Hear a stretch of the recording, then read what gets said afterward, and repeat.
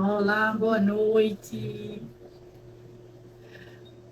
Boa noite para todo mundo que vai assistir ao vivo. Boa noite para quem vai assistir depois. Hoje nós vamos começar uma série de 7 aulas. Essas aulas elas vão trazer informações muito importantes, principalmente para as pessoas que não sabem a importância do mestrado. Então, a gente está fazendo essas aulas para trazer contribuições para que vocês possam realmente saber o que é que vocês ganham e o que é que vocês perdem quando você não tem um mestrado. Oi, Lu, bem-vinda. Bem-vinda, Lu. Então, o que é que acontece? Algumas pessoas não têm ideia e realmente, recentemente eu fiz uma pesquisa e eu me surpreendi, porque inclusive pessoas formadas, com graduação, não têm ideia do que realmente é um mestrado. Oi, Gabi, seja bem-vinda. Gabi já é doutora aí, a pré-candidata a vereadora, é palestrante também. Não é, Gabi? Vamos embora. Então, as pessoas têm dificuldade em saber o que é um mestrado. Então, se eu não conheço, dificilmente eu vou ter acesso aos benefícios que aquilo ali vai me trazer. Eu preciso conhecer, preciso saber o que é, para saber como aquilo vai impactar a minha vida. Concorda? Então, por isso que eu decidi fazer esta série de lives, que na verdade são aulas, né? E nessas lives eu vou trazer informações para quem não tem informação nenhuma. Evandro, meu aluno, boa noite, seja bem-vindo. E eu vou trazer informações para pessoas que têm informações, mas principalmente para aquelas que não sabem absolutamente nada do mestrado. E por isso que a gente decidiu trazer essa como a primeira aula, o que você está perdendo por não ter o mestrado. E claro, como eu disse antes, muita gente está deixando dinheiro na mesa, ou seja, está deixando de ter os benefícios que o mestrado pode oferecer. Hoje nós vamos trabalhar com 7 benefícios que o mestrado tem, né? Que a pessoa está deixando de ter essa oportunidade porque ela tá desconhecendo essa questão de mestrado. Eu vou falar muito mais aqui para professores, mas isso se aplica a qualquer profissão, tá? E eu vou falar mais para os professores porque é o meu maior público. Boa noite, querido. E também porque é uma área na qual eu estou inserida desde 2001, oficialmente, e extraoficialmente desde 96, que foi quando eu entrei na sala pela primeira vez. Eu vou fazer 30 anos aí de sala de aula. Claro que não foi, eu tinha 16 anos, então não podia ser, não façam conta para saber a minha idade, ok? Mas eu entrei na sala de aula pela primeira vez em 96, apoio pedagógico, quando eu ministrava aulas para pessoas, para crianças e adolescentes que estavam ali precisando de reforço pedagógico, né? E eu trabalhava uma ONG que eu morava numa comunidade, e essa ONG ela trazia benefícios para a comunidade, dentre os quais esse apoio pedagógico, e eu fui uma das professoras. Tiveram outras, mas eu fui uma das professoras, porque eu era uma das poucas adolescentes da comunidade que já estava terminando o ensino médio e que já tinha um conhecimento de mundo maior, eu já tinha informática, já gostava de estudar, então houve isso aí contribuiu, né, para que eu estivesse lá como um apoio pedagógico. Mas vamos voltar para cá. Como eu já sou professora, né, desde 2001, oficialmente, então eu senti na pele esse desafio, eu senti na pele essa necessidade, eu senti na pele essa perda por eu não ter o mestrado logo. Eu terminei a graduação e demorei 5 anos para ingressar no mestrado. E hoje no método que eu trabalho, eu trago para os meus alunos a questão da mudança de mentalidade. Naquele tempo, eu tinha uma mentalidade de que eu não ia conseguir, porque eu não era de panelinha, porque eu nunca tinha feito pesquisa, e assim, por pensar assim, eu demorei 5 anos para ingressar no mestrado. E aí, a gente vai começar com a primeira perda que você tem por não ter o mestrado. A primeira perda é que um professor ele vai enfrentar limitações na progressão da carreira. O que é isso? Quando você é professor, e aí eu vou falar aqui do ponto de vista da nossa profissão, seja no ensino público ou no privado, tem algumas diferenças, mas na grande maioria das vezes, quando você entra também na escola privada, você tem um acréscimo, deve, né? Isso é o correto. Se a sua escola não está fazendo isso, procure o sindicato, tá? Mas todo professor, ele tem direito a ter uma progressão na carreira, ou seja, um acréscimo financeiro. Essa progressão, ela não é apenas financeira, mas é a parte da finança que vai ter um impacto maior, que a gente vai perceber mais, né? Mas principalmente você vai mudar de patamar, mas isso vai implicar um benefício financeiro para você. Então, quem não tem mestrado, só tem uma pós-graduação, ou não tem nem pós-graduação, a pós-graduação aqui a gente entendendo como a especialização, porque tudo que vem depois da graduação é pós, tá? Seja um mestrado, um doutorado, uma especialização, tudo é pós. Só que a especialização, ela é uma pós lato sensu e o mestrado é uma pós stricto sensu.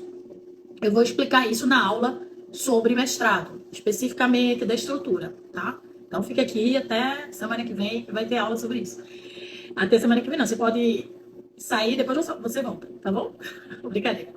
Então o que acontece? Quando você tem apenas a pós lato sensu, que é a especialização, você tem um acréscimo financeiro pequeno.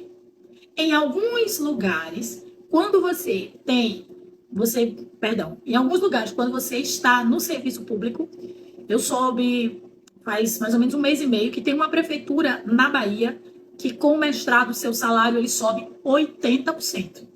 Lição aí para quem quer fazer concurso, eu recomendo aí essa cidade da Bahia. Não sei o nome não, mas eu tenho uma aluna que é de lá e ela disse que quer fazer o mestrado porque o salário dela vai aumentar em 80%.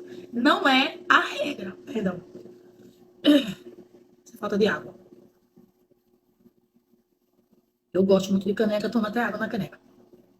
Não é a regra. A regra é entre 20, 40, em algumas situações, 60% do seu salário ele é acrescido quando você conclui o mestrado. Então, quando você não tem o mestrado, você deixa de ter uma progressão na carreira, você perde. E aí, para outras profissões, e a questão de não ter o mestrado implica, inclusive, em você não ter promoção para outros cargos. No caso da educação, você pode ser preterido se você está concorrendo numa seleção, numa seleção para gestor, coordenador, você pode ser preterido e a outra pessoa que tem o mestrado ficar no seu lugar. Por quê? É porque quem tem mestrado é mais importante do que eu? Não. É porque o mestrado ele é um pré-requisito, na maioria das vezes, para uma hierarquização profissional, para você subir na hierarquia. No mundo da educação, principalmente, uma das melhores formas de você crescer é você investir ainda mais em educação. Conhecimento é algo que ninguém tira de você. Então você pode perder tudo, né? Casa, carro, casamento, enfim. Mas se você tiver o conhecimento que você adquire, você não perde. Claramente que se você tiver um problema neurológico e tal, mas eu tô falando da questão de tirarem de você. Ninguém tira isso de você. Beleza? Vamos aproveitar e mandar aí para algumas pessoas, convidando para este momento. Se você está achando esse assunto, se você acha que esse assunto é importante, convida mais gente, tá bom? E aí, para além dessa questão que eu falei da perda, né, de limitação na carreira, você não vai ter acesso a outros cargos. Uma coisa que está diretamente ligado, principalmente na área de educação, que é o segundo ponto que a gente vai falar, Cadê? Deixa eu pegar aqui, peraí. Tem vários, mas eu estou escolhendo só alguns para falar com vocês, tá?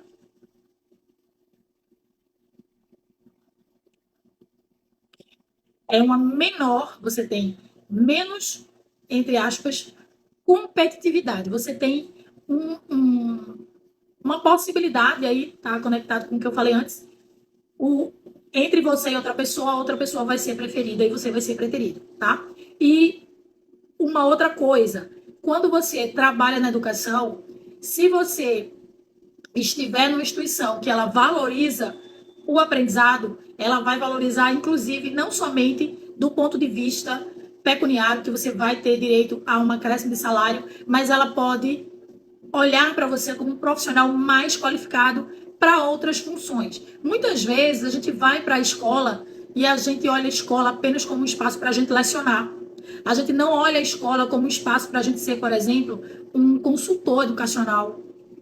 No decorrer dessa série, a gente também vai falar de alguns caminhos que o professor ele pode ter. Com o mestrado, ele vai ter um up, né? Se ele tiver o mestrado, ele vai dar um passo a mais. Bem-vinda, Anne, bem-vindo, Sóstenes.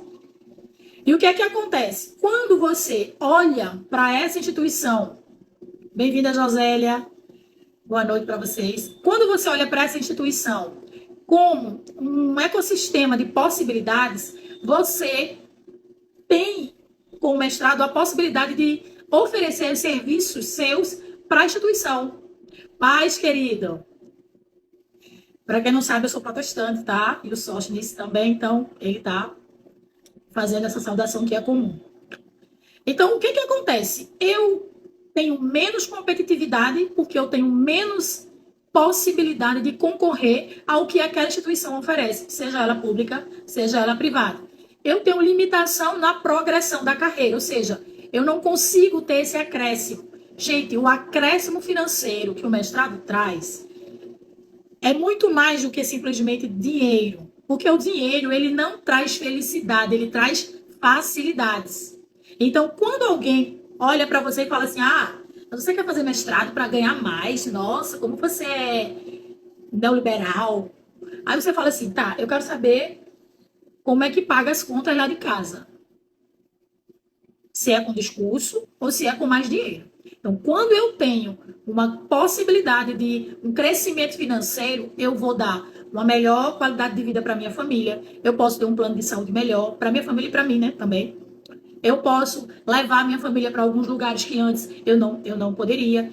Eu posso conhecer lugares que antes o meu salário não permitia. Claro, dentro de um planejamento. Eu não estou dizendo aqui que você vai fazer o mestrado e ficar rico da noite pro dia. Não é isso. Mas eu garanto para vocês o que aconteceu comigo. O mestrado, ele me permitiu lecionar no ensino superior, ele me permitiu olhar para outras possibilidades para além da sala de aula. Então, eu ministrei aulas, pasmem, numa instituição que dava formação para conselheiros municipais de assistência social. Gente, eu nem sabia que isso existia. Eu nem sabia, juro a vocês, eu era muito leiga. Sobre isso eu era leiga faz uns 12, 15 anos. E aí apareceu a seleção e uma das exigências era você ter mestrado. Você não precisava ser da área, mas você tinha que ter mestrado. Por quê? Porque o mestrado, para as áreas que não são das licenciaturas, talvez vocês não saibam, mas para as áreas que não são das licenciaturas, o mestrado permite que você lecione, se for mestrado acadêmico, tá? A gente vai falar sobre essa diferença de mestrado acadêmico, mestrado profissional, MBA, o que é e o que não é, o que é mestrado, o que é considerado mestrado, que lhe dá o título de mestre, e o que não é, tudo isso a gente vai ter uma aula só sobre isso, tá? Então, fica com a gente que cola na prova que dá certo. Então, quando eu tive acesso ao mestrado, quando eu já estava formada, na verdade, com o mestrado, eu estava com o mestrado concluído, eu já era mestre, eu conseguia acessar espaços que antes eu não acessava. E eu nem sabia. Adorei o coração. Podem mandar vários corações aí, podem mandar um okzinho aí. Josélia entrou depois também. Thalita, bem-vindo todo mundo, tá? Muito obrigada por estarem aqui. Eu sei o quanto o tempo de vocês é precioso e o meu também. Então, eu vou falar aqui bem rapidinho, porque se vocês tiverem perguntas, vocês podem fazer, tá? Para a gente poder otimizar a nossa sexta-feira. E aí, uma outra coisa que a gente tem, né? Sim, aí eu tive acesso a esses espaços e, consequentemente, eu ganhei mais. Na época, hoje, algumas universidades pagam 40, 50 reais por hora aula de um professor, o que não é o correto. Bem-vinda, Flora. Porém, na época, isso há 12, 15 anos atrás, eu ganhava 60 reais a hora aula. o que hoje equivaleria aí a mais ou menos uns R$ 150. E foi naquele momento que eu falei, cara, eu quero ampliar a minha visão de atuação. Então, os meus alunos, as pessoas que são mentoradas por mim, elas têm acesso a esses outros espaços que eu mostro para elas que elas podem atuar, para além da sala de aula. E eu não estou dizendo aqui para você deixar de ministrar aula, eu vou abandonar a sala de aula. Não, eu não preciso abandonar a sala de aula, eu não precisei abandonar a sala de aula para ter essas outras experiências. Você pode ter ter uma licença, trabalhar em horários que você não trabalha na escola. Mas o que é que eu vi? O que é que o mestrado me mostrou como docente? Que eu conseguiria ter uma renda melhor sem necessariamente dobrar minha carga horária na educação básica. E é porque é ruim e é errado? Não. É porque a educação básica no Brasil ainda paga muito pouco. Nós temos, claro, e está muito melhor em relação a quando eu comecei lá em 2005, mas ainda não é suficiente. O nosso piso, nem todos os professores recebem o piso, tem professores em situações muito precárias de trabalho, mas a gente segue lutando, né? Segue aí exigindo, cobrando. Mas quando eu olhei, observei que eu não precisaria dobrar minha carga horária para poder ter um acréscimo financeiro, isso para mim foi libertador. É como se você imaginasse assim, nossa, eu moro aqui nesse bairro e não tem um cinema. Queria muito ir pro cinema, queria muito mesmo, esse meu bairro não tem cinema. E aí, de repente, você descobre que no bairro ao lado tem um cinema e que você só precisa atravessar a rua. Mas poxa, por que eu nunca percebi isso? Porque eu estava olhando só pro meu bairro. Então, o mestrado, ele me abriu horizontes, possibilidades, tá? Então, isso eu vou contando para vocês ao longo das aulas. Algumas pessoas já sabem, outras não.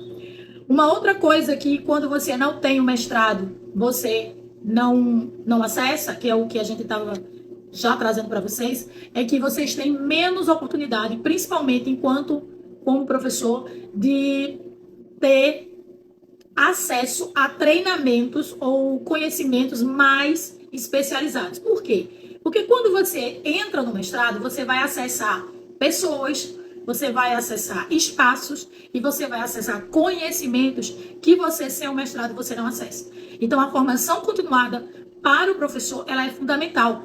E essa formação continuada que eu estou falando não é apenas aquela formação continuada que a escola traz para a gente.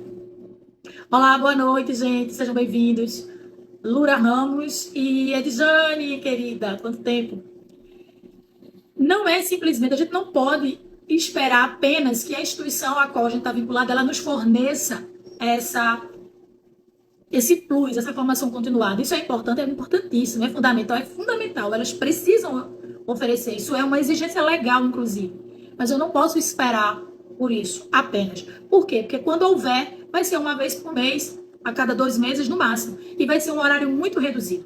Quando eu tenho essa minha busca pelo mestrado, quando eu tenho acesso a isso, eu vou dizer, poxa, aqui eu vou conseguir transitar por espaços que eu não consigo transitar lá na formação continuada. Por quê? O espaço da formação é pequeno, é pouco não só de tempo, mas às vezes o espaço também. Às vezes o profissional é bom, traz uma proposta diferenciada, mas não dá para a gente fazer muita coisa, porque a gente também tem uma limitação de espaço. Espaço, tempo, pessoal, enfim. Então, o mestrado, com relação a um aprofundamento de conhecimento, ele te ajuda, porque você vai fazer uma pesquisa. E nessa pesquisa, eu não vou dizer para vocês que você põe o pé nas costas e vai. Não. Vai dar trabalho, vai ser desafiador, mas sabe que quando tá pronto, você fala assim. Essa semana eu tava lendo um texto que eu falei assim: caramba, esse texto tá tão bem construído que nem parece que fui eu que fiz. Porque você vê a obra final assim, sabe, fechada, e você fala assim: caramba, por que eu consegui, como é que eu consegui fazer esse texto tão bom? Porque você estava envolvida, você estava inserida naquele contexto. E dentro do mestrado você faz network. Você conhece pessoas. Eu conheci pessoas no mestrado que eu levo para a vida. Conheci pessoas no doutorado que eu levei para a vida. E que hoje são mestres, assim, que eu não largo por nada. Eu conheci professores. Eu tive acesso a professores que eles eram as minhas referências. Eu escrevia usando os conceitos deles. Então, eu tive acesso a eles num congresso. E Uma outra coisa que você perde, e aí vou linkar diretamente com porque eu falei do congresso agora, é que quando você está pensando na sua formação como um todo, e você quer prestígio, você perde. E aí foi o que eu trouxe no videozinho que eu fiz de chamada para cá. O reconhecimento profissional ele é reduzido. Por quê? Porque você não tem um mestrado. É porque você é menos importante? Não. É porque há poucos espaços para serem ocupados por muitas pessoas. Então, o mestrado é um critério também de diferenciação. E essa diferenciação, eu não estou falando de uma diferenciação do ponto de vista de desigualdade. Estou falando de diferenciação do ponto de vista de ocupação de espaços. Se tem, por exemplo, um congresso tem 3 mesas redondas, quem é que vai poder participar? Quem é que vai poder submeter uma proposta ali? Os mestres e doutores. Por quê? Porque se for aberto para graduados, especialistas e tal, vai ter uma infinidade de pessoas que vão se candidatar e que o trabalho para fazer a escolha vai ser muito maior. E sem contar que eu estou de acordo com o que eu vou falar agora, não é uma questão aqui longe de mim, não é uma questão de arrogância, nada disso não. Quando você faz o mestrado, e quem faz, quem já fez ou quem conhece alguém que fez, sabe que a gente tem um acesso a certas informações, certos conhecimentos que a gente não tem na graduação.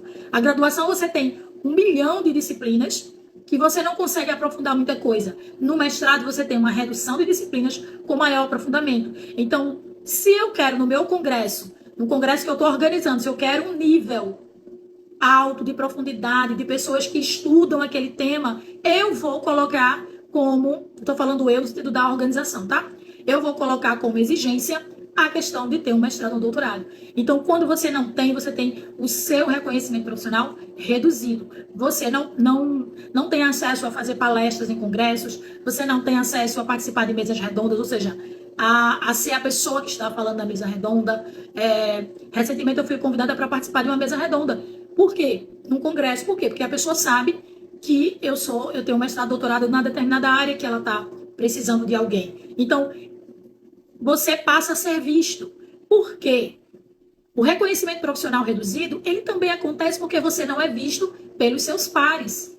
Ah, professora, então você quer dizer que porque eu sou professora de língua portuguesa e eu não tenho um mestrado, eu não sou vista. Não, não é isso. O que eu estou dizendo é que, se você tem um mestrado, você vai ser convidada para espaços que tem publicização, ou seja, que ele é visto, que ele está, entre aspas, né, na mídia, ele vai ser divulgado. Então, quando você tem um grau a mais, você é visto pelos seus pares, pelas pessoas que estão no, vamos chamar de nicho, mas não é nicho, vamos dizer, no mesmo segmento que você, ou seja, os professores vão olhar para você de uma forma mais respeitosa, no sentido de essa pessoa passou por um processo seletivo, essa pessoa fez uma pesquisa, essa pessoa ela tem um aprofundamento. Isso não está errado, gente. A gente precisa aprender também, enquanto docentes, a valorizar o nosso colega que passou por uma formação que a gente não passou. Às vezes a gente acha que porque o colega é mestre ou é doutor, a gente começa a olhar ele quer ser melhor. Não! Ele tem uma atuação, uma pesquisa, um conhecimento diferente de você. Então também tenha esse feeling, esse cuidado para com o seu colega. E eu digo para quem é meu aluno sabe, eu digo, mestrado e doutorado não faz você ser melhor do que ninguém. Ele apenas te dá um conhecimento e acessos diferenciados que vão impactar principalmente na sua própria vida e na dos seus familiares.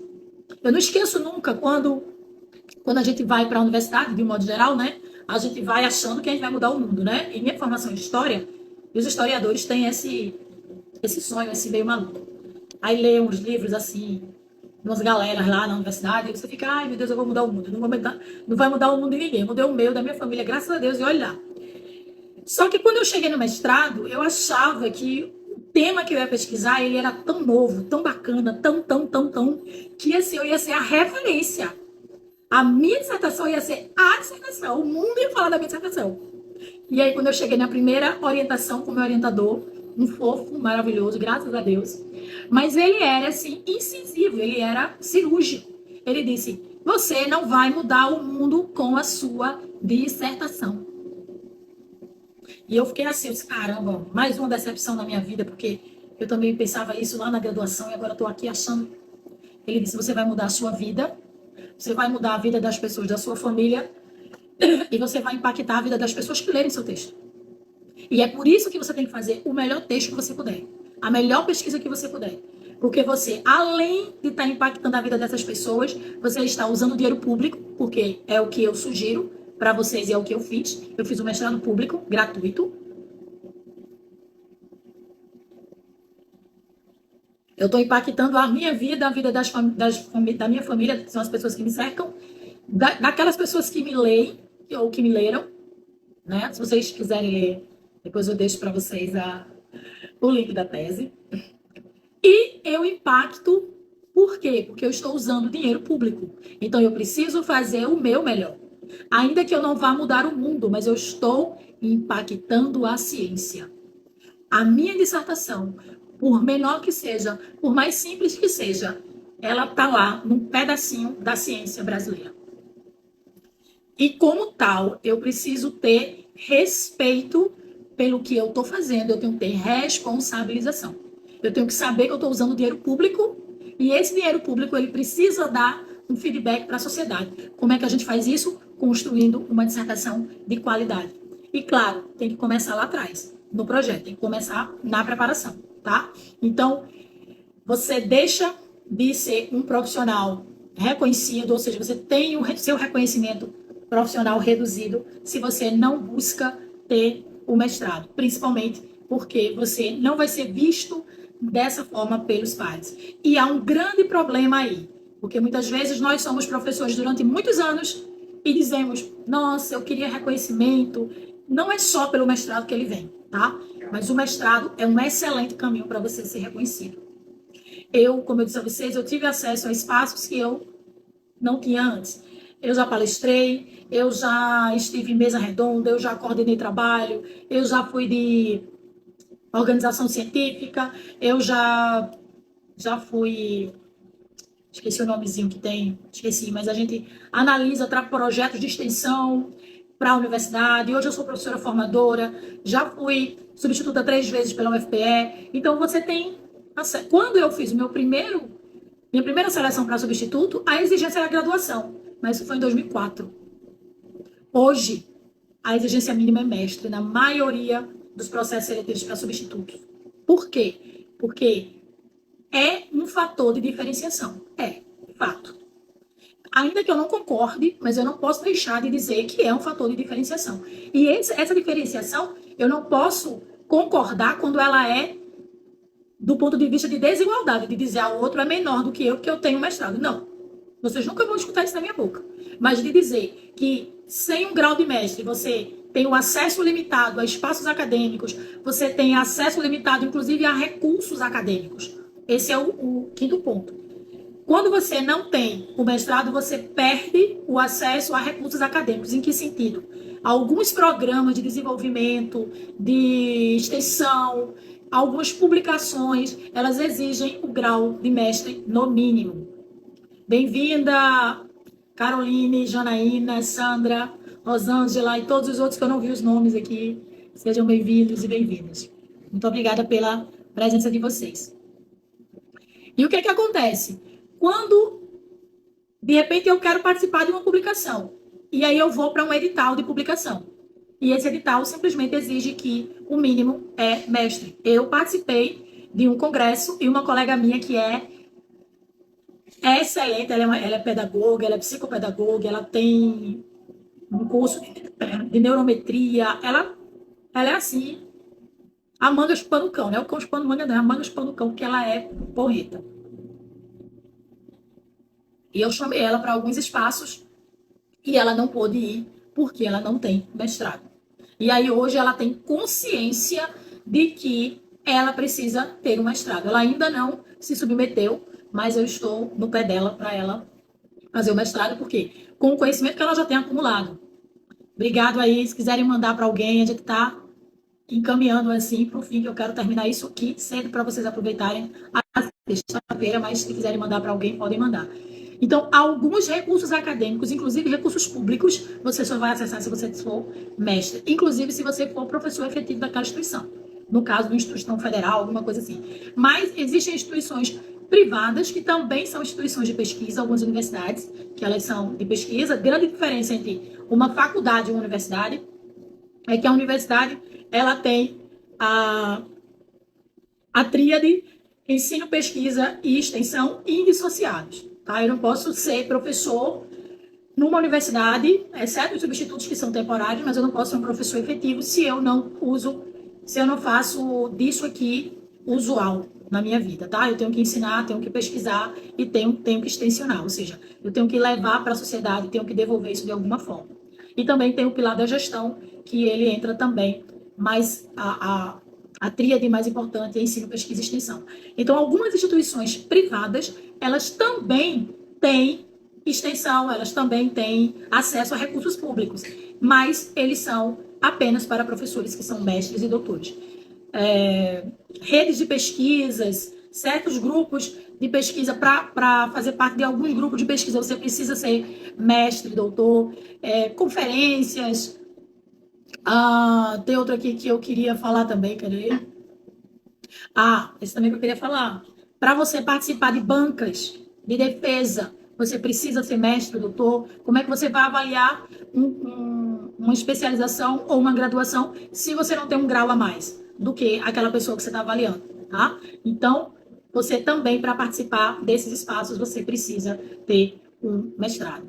Uma outra perda que você tem, e principalmente, e aí eu vou trazer isso muito para o ramo da educação, né? Para você ser não somente um diretor, um coordenador, mas você ter um olhar diferenciado, você ser chamado para ministrar uma formação para os seus pares. Normalmente, esses espaços pedagógicos exigem um nível maior de conhecimento, de qualificação que o mestrado te dá, tá? Então, assim, não é somente uma questão de diferenciação do ponto de vista de, não, ele tem um cargo a mais e um grau a mais, perdão, e isso é o que difere ele do outro. Não, é porque esse grau a mais ele te dá um conhecimento diferenciado.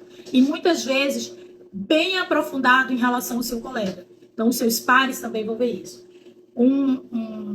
Uma outra perda que você tem, que claro, você só vai ter isso se você for para o mestrado, é buscar fazer pesquisa dentro de uma perspectiva acadêmico-científica. Você não tem como fazer uma pesquisa e, claro, você até pode fazer, mas ela não vai ter um reconhecimento, uma publicização. Você não vai ser avaliado pelos pares para dizer, a tua pesquisa é boa, a tua pesquisa tem relevância. Você só vai fazer isso se você passar por um mestrado.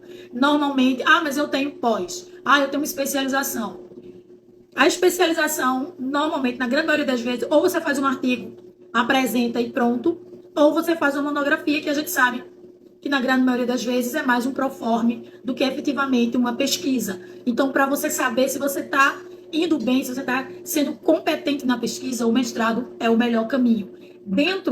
A gente vai falar disso na aula que eu falar do mestrado, sobre a estrutura do mestrado propriamente. Dentro do mestrado, a gente é submetido, assim quando a gente entra, a gente é submetido ao olhar dos outros colegas que já estão ali há mais tempo que nós. Então, a gente é submetido constantemente à análise, à avaliação. E uma das coisas que, se você quiser fazer mestrado, que você não pode ter é vergonha de se expor. Quem tem vergonha de se expor, não cresce. Quem tem vergonha de passar o ridículo, não cresce. Por quê? Porque há processos. Eu não posso saber se eu estou bem no sentido da escrita, da pesquisa, se alguém não me avalia. Né? Tem até um versículo bíblico que diz assim, se a gente se julgar, né, a nós mesmos, a gente não vai ser julgado, mas a gente é julgado por Deus, que está um nível acima, bem acima da gente. Né? No mestrado não precisa ser um nível tão acima. É um colega que já está ali há 2 semestres, é um professor que já é mestre ou que já é doutor e vai avaliar o seu trabalho. Mas o mais bacana é que você sabe que daqui a 1 semestre ou 2 você também vai estar naquela posição. E é exatamente dentro do mestrado que você começa a aprender que o menos é mais, no sentido de que eu não devo ser arrogante, eu não devo achar que o meu texto está o máximo, mas eu devo fazer o máximo para que o meu texto esteja bom. E quando alguém vir dar o feedback, se não tiver 100%, mas dá para melhorar ainda, eu vou burilar aqui e ter humildade para ouvir as críticas. Você não precisa rebater todas, você não precisa concordar com todas, mas você precisa ter humildade para ouvir essas críticas. Certo? Vocês estão ouvindo algum barulho aí? Meu Deus, meu fone está longe de mim. Vocês estão me ouvindo bem? Eu esqueci de perguntar isso.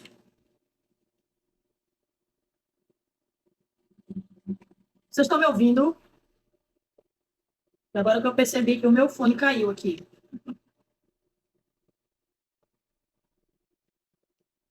Digam aí se vocês estão me ouvindo. Continuam me ouvindo? Agora que eu percebi que o meu fone tinha caído. Eu não tinha percebido. Oi, Clima. Oi, Clemilda, Mari. Tá tudo bem, né? Tudo ok. Dá um joinha aí para eu saber que tá tudo ok. Pode ser um coração, pode ser um. Isso, olha que lindo. Adoro corações. Então, quem está aí também, que já é mestre, já é doutor, pode corroborar com o que eu estou falando. Quem não é, pode fazer alguma pergunta, tá? Então, quando eu ingresso no mestrado, oi, Keila, eu também tenho essa oportunidade de submeter o meu conhecimento que eu estou fazendo, que eu estou construindo a outras pessoas. E também, em breve, eu vou, daqui a 2 semestres mais ou menos, eu também vou poder fazer essa contribuição também para os meus colegas. E na área de educação, você quer ver um momento que ninguém está calado, é uma reunião de professor. Se não disser assim, gente, por favor, eu quero falar, ninguém se escuta. O professor gosta de falar, né? Então, quando a gente está nesses espaços, a gente exercita a fala e a escuta. Eu sei que eu gosto de falar, mas quando eu estou num espaço onde outras pessoas estão mostrando o seu trabalho, eu também preciso ter esse cuidado de ouvir.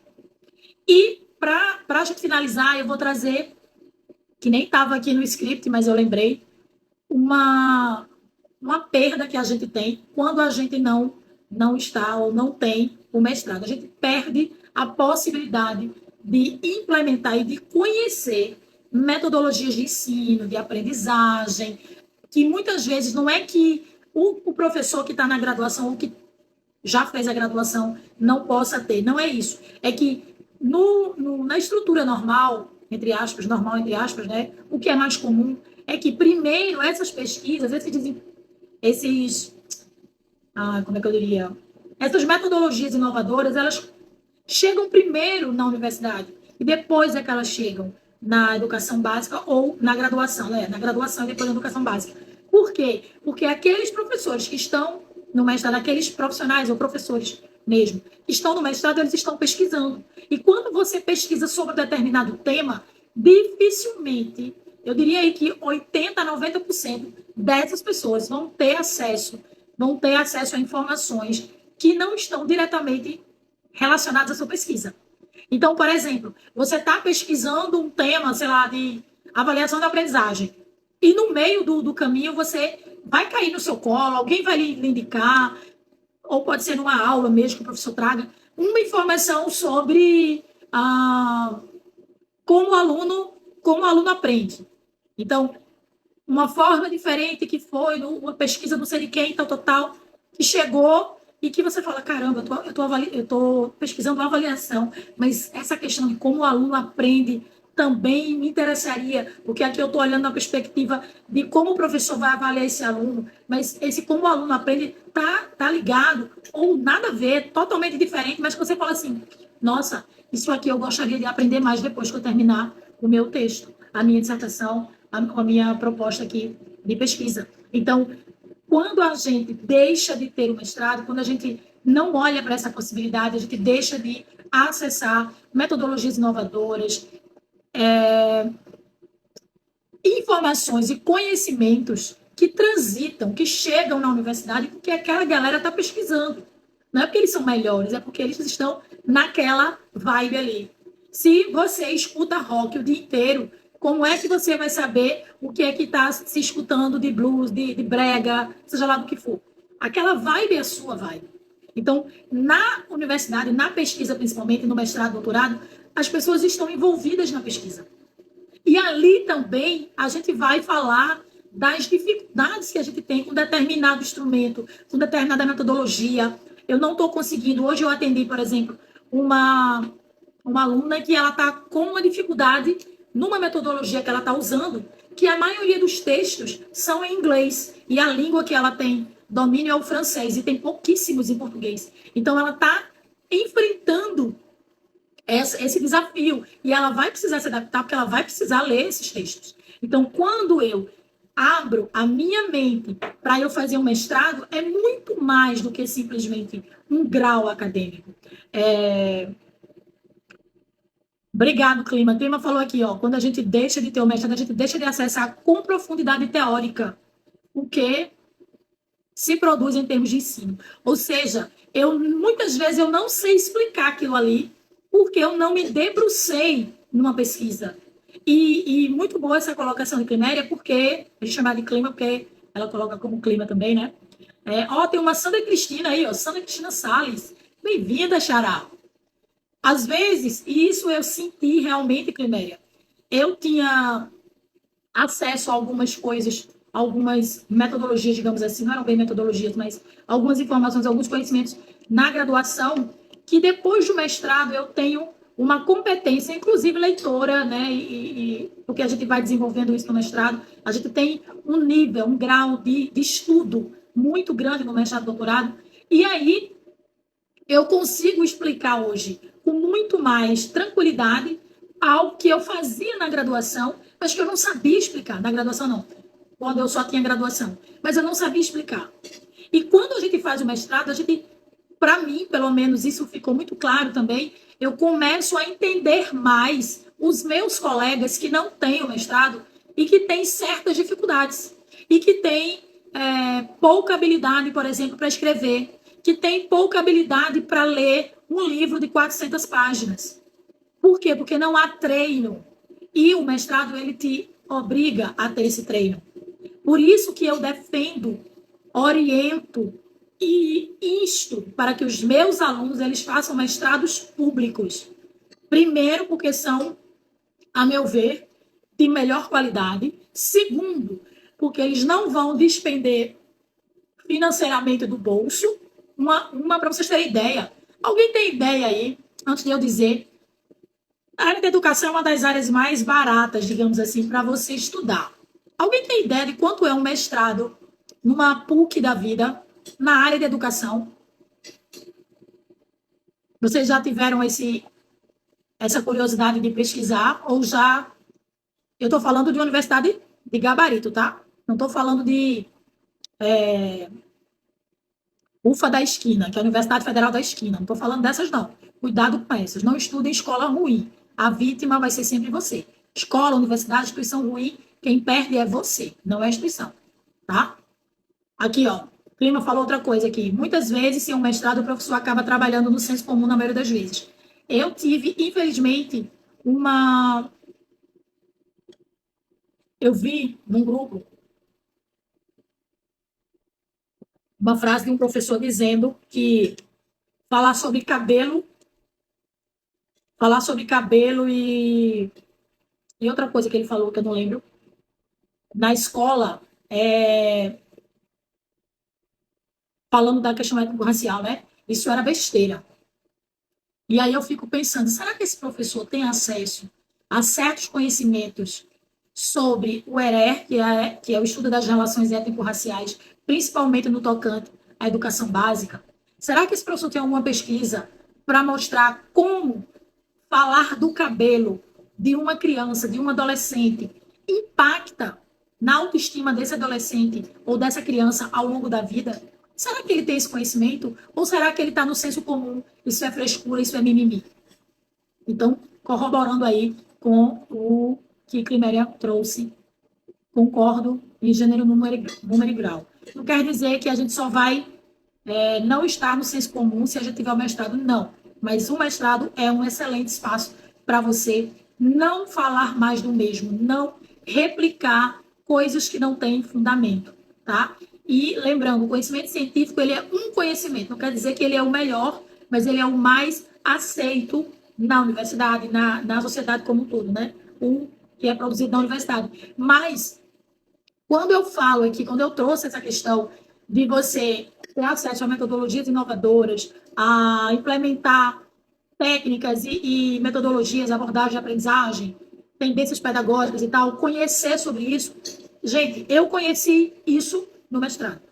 Eu não conheci isso com profundidade na graduação, tá? Então, não é simplesmente para eu conhecer e saber e ficar para mim. Não, é para isso ser reverberado na minha atuação docente na sala de aula.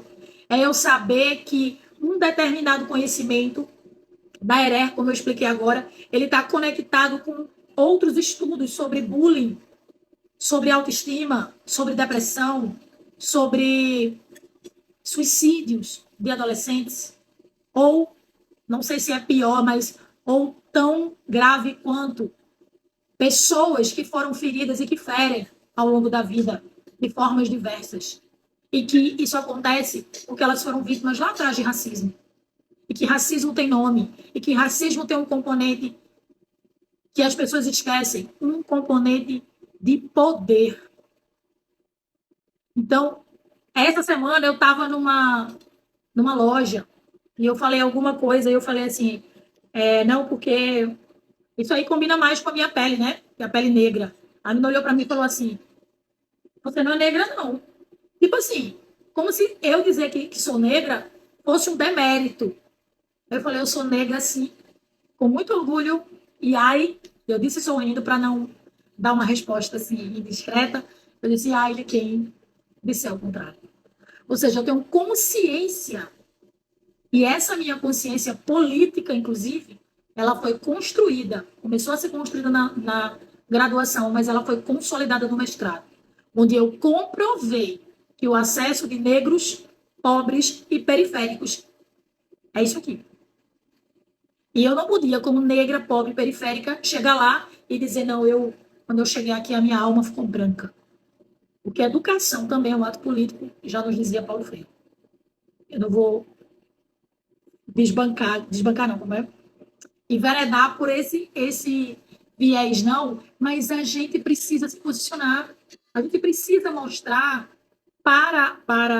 não é para ninguém, não é para a gente mesmo, que o espaço que eu quero conquistar, ele é um espaço que me pertence por direito, porque ele é, eu estou inserida num país, pelo menos, por enquanto, que a gente ainda é gerido pela Constituição, que diz que eu preciso estar em igualdade.